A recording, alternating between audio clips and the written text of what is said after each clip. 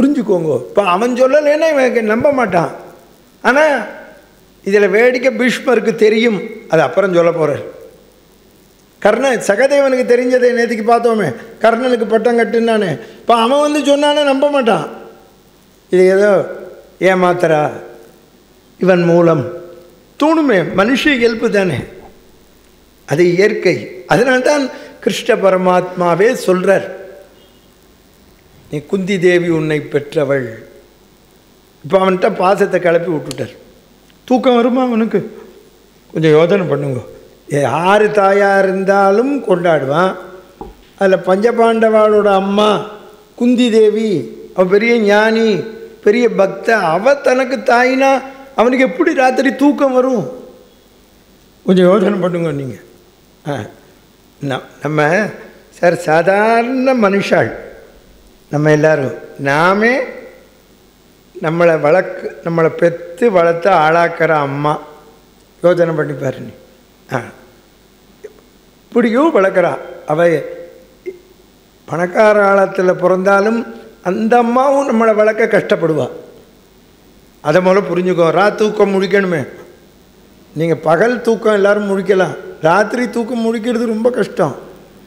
நம்மளை பகலாக வளர்த்து எல்லாம் பண்ணுறாளே அந்த அம்மா. கொஞ்சம் யோசனை பண்ணுங்க நீங்கள். அந்த அம்மா காலம் மாறா நம்மளை விட்டு போகிறான்னா நமக்கு எப்படி இருக்கும்? கொஞ்சம் யோசனை பண்ணுங்க. சிந்திக்கணும். அதுதான் யோசனை பண்ணுங்க. தாய், அதனால தான் பகவானை தாய்ங்கிறோம். இந்த உலகத்தில் எல்லாரையும் ரட்சிக்கிற கருணாமூர்த்தி நமக்கு தாயார் மாதிரி நம்மளை பாதுகாக்கிறான். ராத்திரி நம்ம எல்லோரும் இப்போ ராத்திரி தூக்கம் முழிக்கிறது கஷ்டம். ராத்திரி நம்ம எல்லோரும் தூங்குறோமே, எல்லோரும் தூங்குறோம் பாரு. பகவான் தானே நம்மளை பார்த்துக்கிறான் பாருங்க. எங்கெல்லாமோ படுத்துக்கிறோம், கஷ்டம். ஓர் பிரிட்ஜு கீழே படுத்துக்கிறான், வயக்காட்டில் படுத்துக்கிறான். பாம்பெல்லாம் அது வழியாக போகிறது.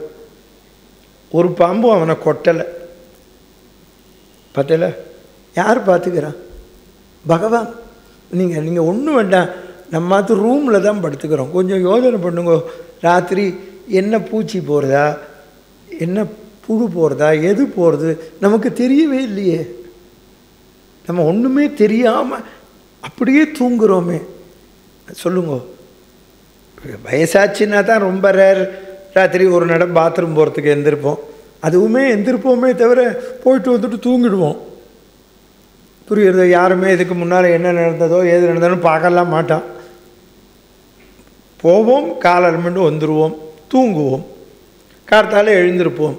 அது வரைக்கும் நமக்கு பாருங்க, ராத்திரி 11க்கே தூங்குறோன்னு வச்சுக்கோ, கார்த்தால 4 மணிக்கே எழுந்திருக்கிறோம்னு வச்சுக்கோ. இந்த 5 hours நல்லா யோசனை பண்ணுங்க. என்ன நடக்கிறது லோகத்தில்? அப்படியே ட்ரெயினுக்கே போகிறோம் சார், ட்ரெயின்லேயே தூங்குகிறோம், ஒன்றும் தெரியலையே. முழிச்சுண்டு ஒருத்தன் ஓட்டுறான், ஒருத்தன் பார்த்துக்கிறான். அதனால தான் அவனை காடுங்கிறான். புரியுறத உனக்கு? டிரைவரும் காடு பின்னால் இருக்கான, 2 பேரும் காடு தான். தூங்காமல் நம்மளை ஓட்டின்னு போகிறாள். யோசனை பண்ணி பாருங்க. நான் சிந்திச்சு பார்ப்பேன், வாழ இப்படி ஓட்டுறா, தூங்கவே இல்லையே. இதை விட ட்ரெயினை விட மோசம் ஏரோப்ளேன். யோசனை பண்ணிப்பார் நீ. இங்கே இது ட்ரெயினாவது எங்கே போகிறதுன்னு இப்படி எட்டி பார்த்தா தெரியும். ஆமாம், பஸ்ஸாவது எங்கே போகிறதுன்னு தெரியும். எங்கேயானு மோதினான்னா கூட எங்கேயோ தப்பிச்சுக்கலாம். கீழே விழுந்தோம், ட்ரிலைமெண்ட் ஆச்சுன்னா. எத்தனை பிளேன் இப்போ பறந்துட்டுருக்கு தெரியுமா? யோசனை பண்ணி பாருங்க. இந்த பிளேனில் வேறு நம்மளை கூட்டின்னு போகிறாளே, நல்லபடியாக கூட்டின்னு போய் உங்களை கொண்டு போய் விட்டுருவோம் அப்படின்னு சொல்ல மாட்டேங்கிறான். உட்காண்ட உடனே ஏதாவது ஆனால் இப்படி குதி அப்படி குதிங்கிறான். எங்கே குதிக்கிறது? ஏதாவது ஆனால் அப்புறம் மந்திரம்தான் சொல்லு. முதல்ல சிங்கப்பூர் போனேன், என் பக்கத்தில் ஒருத்தன் உட்காண்டான், கொண்டு வரதெல்லாம் சாப்பிட்டான். அவன் முதல்ல வரும்போதே இதைத்தான் உடைக்கிறான், மதுவா தாருத்தா ஏதே மதுஷருந்தி. அவன் பக்கத்தில் இருக்கிறவன் கேட்குறான், நீங்கள் அதுக்கு சேர்த்தா சார் பணம் கட்டியிருக்கோங்கிறான். இப்போ என்னடா பண்ணணுங்கிற, வாங்கி என்கிட்ட கொடுங்கோங்கிறோம். இது குடிக்கிறத விட மோசம்டான்னு எல்லாத்தையும் சாப்பிட்டான். ராத்திரி 2:30 மணிக்கு. நம்ம தான் பேக்காச்சே, ஒன்றும் சாப்பிட மாட்டோம். அப்படியே பார்த்தேன் அவனை. மணி 2:30. எப்படி அவனுக்கு இவ்வளவு இறங்கித்துன்னு அவன் உடனே சொன்னான், இறங்கிறது நிச்சயம் இல்லை, இறக்குவோம்னா. உள்ளூரில் பிளேன் பறக்கிறது, இங்கேருந்து வெளிநாட்டுக்கு போகிறது. இதில் வேடிக்கை, லண்டன் போகணுன்னா அங்கே 8 இங்கேருந்து 4 மணி நேரம், அங்கேருந்து 8 மணி நேரம், 12 மணி நேரம். நீங்கள் இப்போ உட்காருங்க, இன்றைக்கி முக்கியமான கட்டம், இடைஞ்சல் பண்ணக்கூடாது. கிருஷ்ண பரமாத்மா இப்போது விதுரர் வீட்டுக்கு போனார். விதுராழ்வாரை பார்த்து கேட்குறார், இப்படி நீ வில்ல ஒடிச்சுட்டியே அப்படின்னார். அப்போ தான் அவர் சொல்கிறார், பெரியோர்களை எதிர்த்து பேசுபவன், மந்திரி பேச்சை கேட்காதவன், அவளோடலாம் இருக்கவே கூடாது. நாக்கை அடக்காதவன், நாக்கை அடக்கணும். அதுதான் சமஸ்கிருதத்தில் ஒரு ஸ்லோகம் உண்டு, நாணயம் இருந்தால் நாணயம் வரும். ஜிக்வாக்ரே வர்த்ததே லக்ஷ்மி, ஜிக்வாக்ரே மித்ர பாந்தவா. நல்லா பேசினோம்னா நமக்கு எல்லாரும் சொந்தக்காரன், நண்பர். ஜிக்வாக்ரே பந்தன பிராப்தி. நல்லா பேசலை, ஜிக்வாக்ரே மரணம் துருவம். நம்ம நல்லா பேசணும் அப்படிங்கிறதுக்கு தான் பகவான் என்ன பண்ணால் நம்மளை சுற்றி 32 கான்ஸ்டபிள் போட்டிருக்கான். புரிஞ்சுது? நல்லபடியாக பேசலைன்னா இது கடிச்சிரும் நாக்க. புரிஞ்சுதுக்கோங்க, நமக்கு எல்லாம் ப்ரொடெக்ஷன் தான். இதில் வேடிக்கை என்னென்னா, நம்ம நல்லபடியாக பேசலைன்னா 32ஐயும் தட்டு வேங்கிறானே தவிர நாக்க ஒருத்தரும் சொல்ல மாட்டான். புரியுறத? ஆபத்து பாரு, பக்கத்தில் இருக்கிறவனுக்கு தான் வருது. அது மாதிரினால நம்ம நாவை அடக்கணும். அதை விதுரர் சொல்கிறார். கிருஷ்ணர் அந்த குடிசையிலேயே ஒரு இடத்துல ஓய்வு எடுத்துட்டார். இந்திரனை கூப்பிட்டார், தேவேந்திரனை.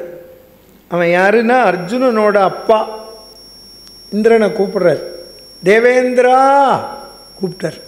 அவன் வந்தான். சௌக்கியமா? நலம் கிருஷ்ணா. இந்திரா, கிருஷ்ணா தூது வந்தியே, என்ன ஆயிற்று? ஒன்றும் தரவில்லை. ஓ ஓ இந்திரா, உன் மகன் அர்ஜுனன் ஆட்சிக்கு வர வேண்டும் என்று பிரியப்படுகிறாயா? ஆமாம். வாரிசு ஆட்சியைத்தான் விரும்புகிறாயா? ஆமாம்.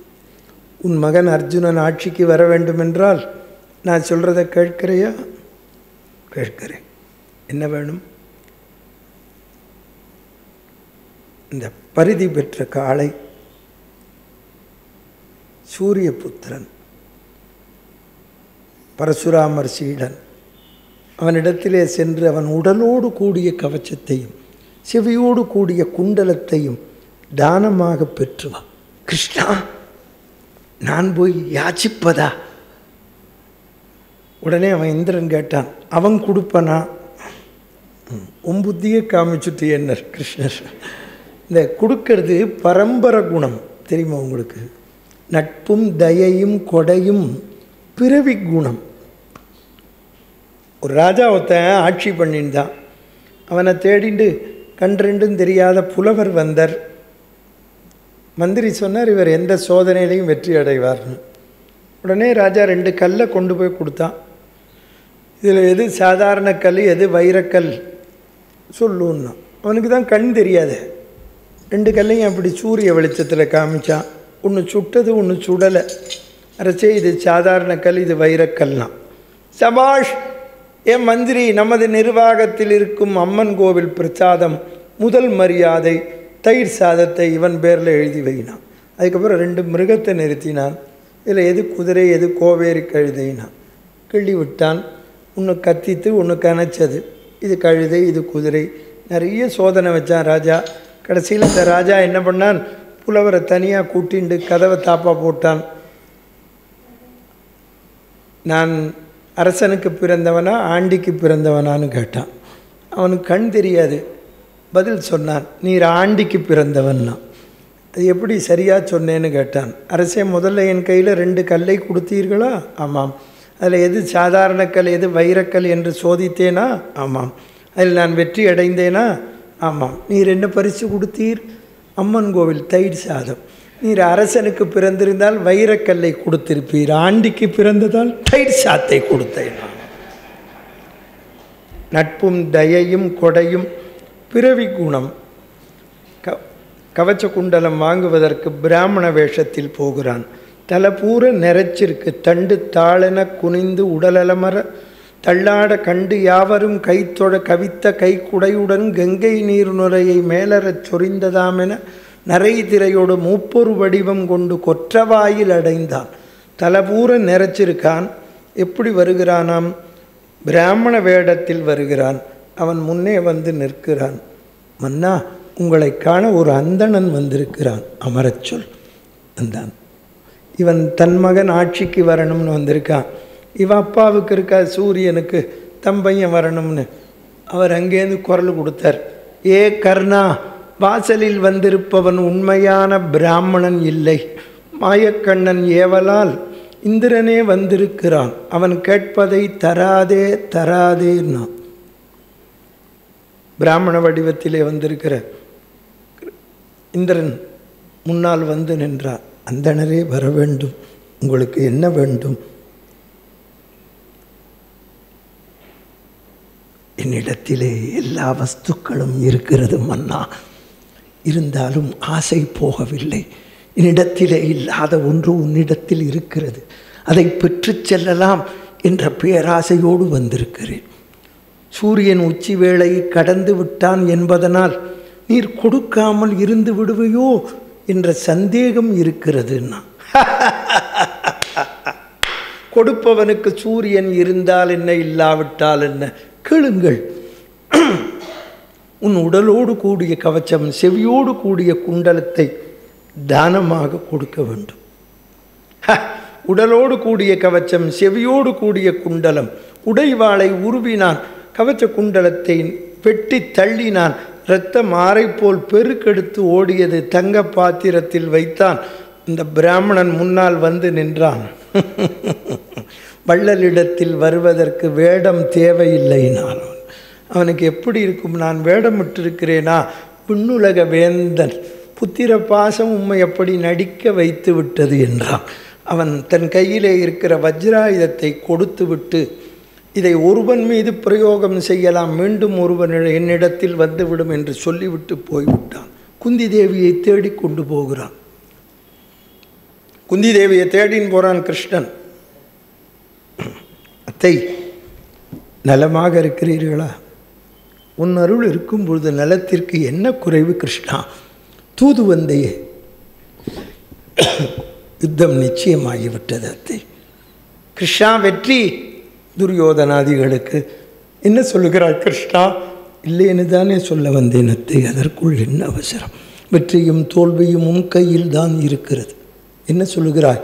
கதிரவன் அருளினால் கன்னி பருவத்தில் ஒரு குழந்தையை பெற்றெடுத்து ஆற்றிலே வீசி எறிந்தாய் அல்லவா? உன்னுடைய அந்த மூத்த மகன் இன்னமும் உயிரோடு இருக்கிறான். கிருஷ்ணா, என் மூத்த மகன் இருக்கிறான். அனைவராலும் கொடை வள்ளல் என்று பாராட்டப்படக்கூடியவன். உன் 5 பிள்ளைகளுக்கும் விரோதியாக வளர்ந்து வருகிறான். அங்கதேஸ்து மன்னன் கர்ணனே உன் மூத்த புதல்வன். கிருஷ்ணா, கர்ணனா என் மகன், அவனை நம் பக்கம் அழைத்து வந்து விட்டால் வெற்றி நமக்குத்தானே. ஆஹா, நல்ல யோஜனையத்தை, கிளம்புங்கள். குந்தி தேவி கிளம்புற அன்று பெற்றவளைப் போல், அத்தை நெல்லுங்கள், ஒருவேளை நீங்கள் அழைப்பது போல் அவன் வர மறுத்து விட்டால் என் யோஜனையை கேட்கலாம் அல்லவா?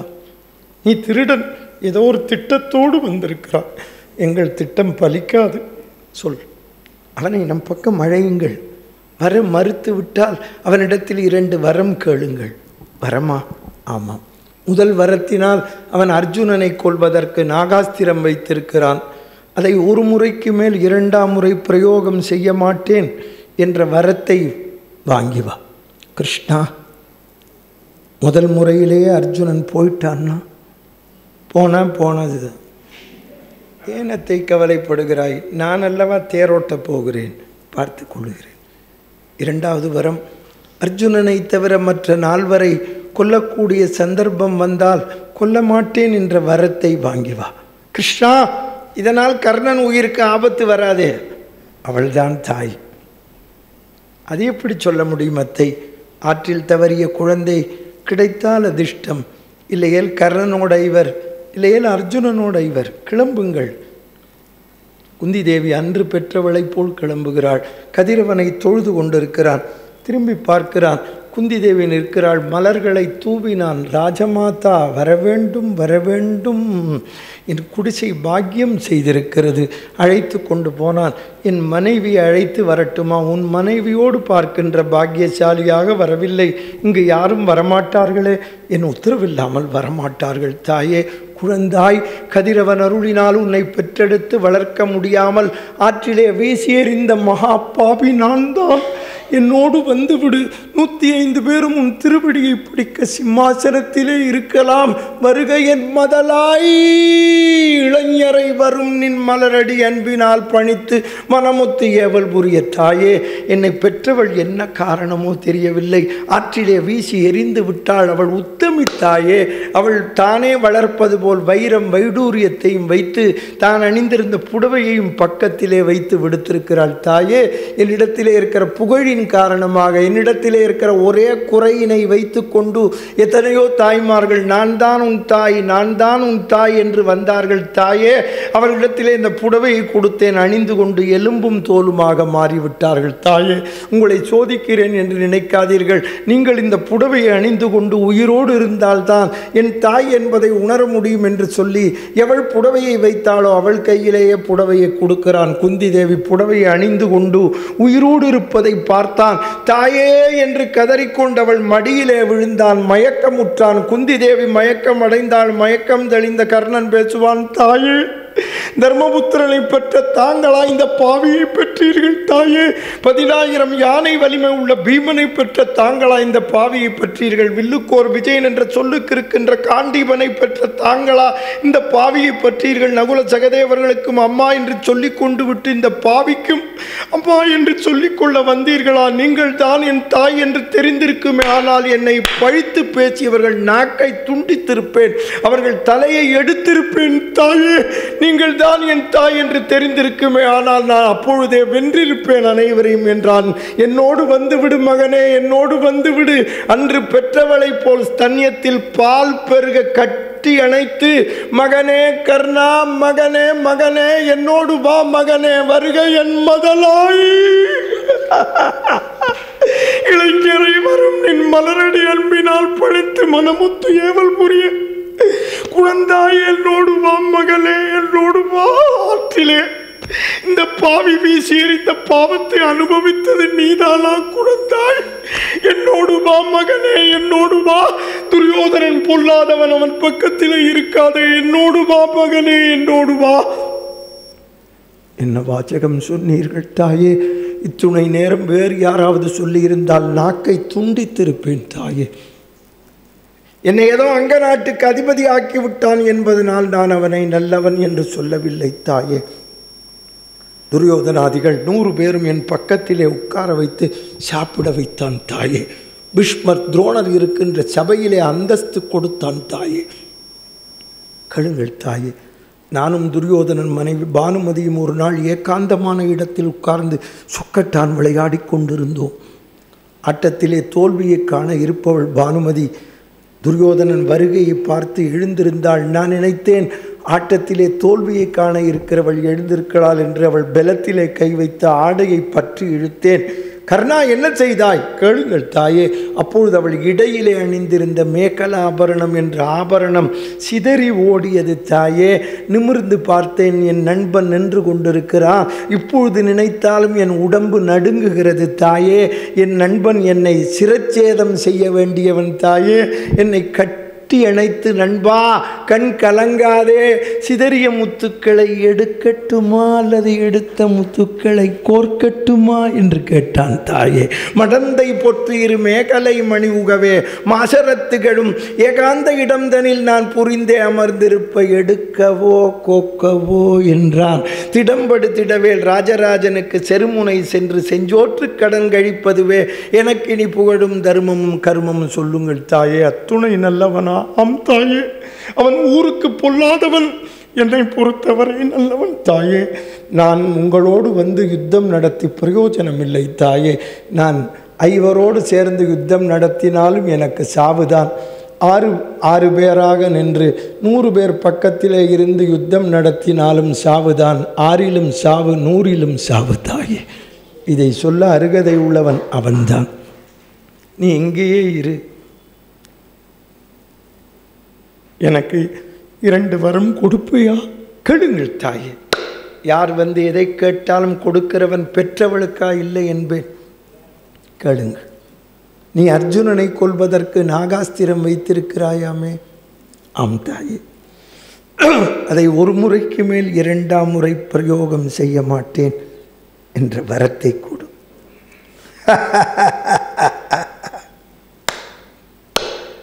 சூழ்ச்சி தாயே. மாயக்கண்ணன் வேலை. உங்களை ஒரு ராஜமாதா நீங்கள். உங்களை ஒரு கேள்வி கேட்கிறேன். ஒரு வீரன் மற்றொரு வீரன் மீது பானம் போட அவன் உயிரோடு இருந்தால் அதே பானத்தை மீண்டும் பிரயோகம் செய்வது ஆண்மையா தாயே? தெருகனை ஒன்றே பார்த்தன் மேல் தொடுப்பேன். மற்ற 4 உயிரை கொல்ல முடிந்தாலும் கொல்ல மாட்டேன் என்ற வரத்தை கொடு. ஒழித்துள்ள ஒரு உயிர் தாயே. அர்ஜுனன் ஒருவனைத்தான் கொல்வேன் என்று சபதம் வைத்துள்ளேன் தாயே. யார் வந்து எதை கேட்டாலும் எனக்கு கொடுத்து கொடுத்து பழக்கம் தாயே. கேட்டு பழக்கம் இல்லை தாயே. என்னை பெற்றவளையே நான் இன்றுதான் பார்க்கிறேன். நீங்கள் எனக்கு 2 வரம் தர வேண்டும். அம்மா, வரமா? என்னிடத்தில் இப்பொழுது என்ன இருக்கிறது குழந்தாய்? இல்லை தாயே. பெற்றவள் நினைத்தால் எதையும் சாதிப்பாள் தாயே. பாரத யுத்தம் முடியும் வரை நான் தான் உங்கள் மூத்த மகன் என்பதை இந்த உலகம் தெரிந்து கொள்ளக்கூடாது தாயே. குறிப்பாக பாண்டவன் தெரிந்து கொள்ளக்கூடாது. தர்மபுத்திரன் நல்லவன் தாயே. ராஜ்யத்தை என் கையில் கொடுப்பான். நான் அதை துரியோதனனுக்குத்தான் கொடுப்பேன். உய்வரும் திரள் வெம்போர் முடிப்பளவும் உமக்கு நான் மகனெனும் தன்மை 5 மரியாவண்ணம் நீர் காப்பீர். குழந்தாய், அடுத்த வரும்.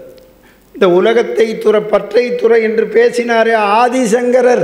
பஜகோவிந்தம் பஜகோவிந்தம்னு பாடினவர் தன் அன்னை இறக்கும் தருவாயில் ககன மார்க்கத்தில் பறந்து போய் அம்மாவினுடைய உடலை வைத்து கதறினார். ஐயோ, என்னை 3 மாதம் 4 மாதம் 5 மாதம் என்று இருந்தபோது இப்புறமும் அப்புறமும் படுத்து பிரசவ காலத்தில் வேதனை அடைந்து என்னை பெற்றெடுத்து வளர்த்தையே என்று மாதர் பஞ்சகம் பாடினான்.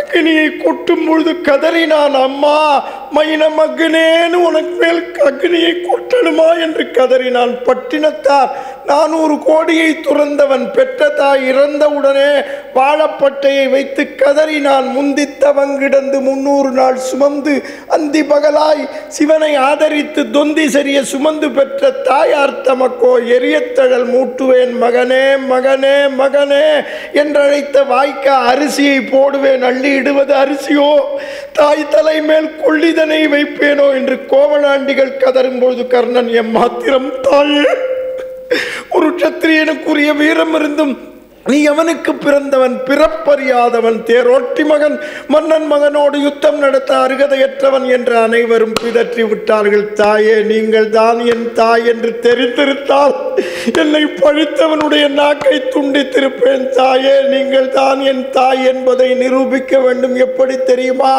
ஒருவேளை அர்ஜுனன் பானத்தால் அடிபட்டு நான் கீழே விழுவேனே, ஆனால் மகனே கர்ணா, நீ வள்ளல், அப்படி சொல்லாதே, உன் உயிர் பிரியாது. இல்லை தாயே, வெற்று உடல் ஒரு நாள் கீழே விழத்தான் விழும்.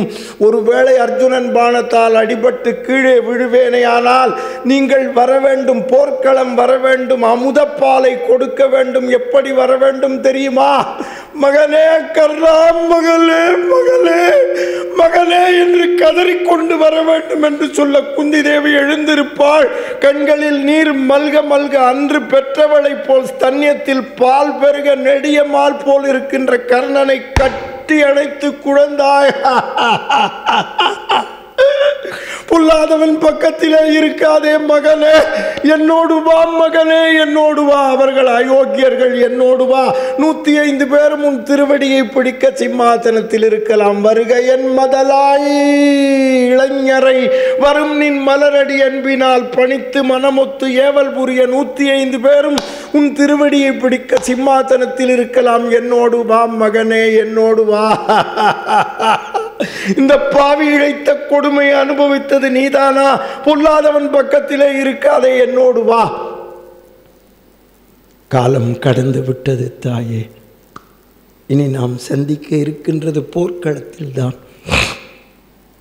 பெற்றவள் கிளம்பினாள், பேதை மகன் புலம்பினான்.